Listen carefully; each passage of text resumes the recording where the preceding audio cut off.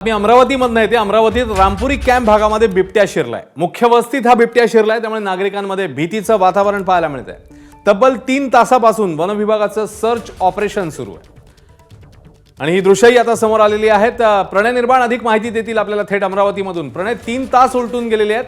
Search operation कुठवर आलंय? नक्की अश्विन, ज्या बिबटला बेशुद्ध करण्याचं इंजेक्शन रेस्क्यू टीमने मारायचं होतं तेव्हा अखेर यशस्वी झालेला आहे.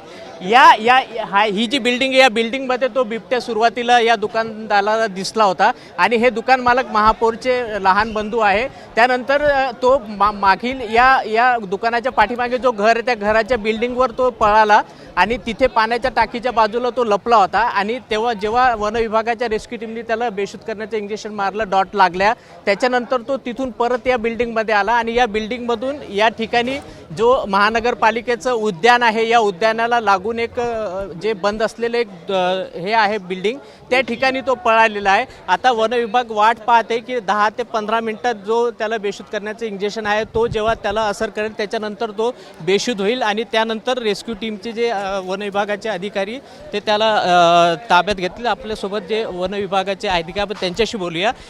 त्याला डॉट लागला का बेशुद्ध?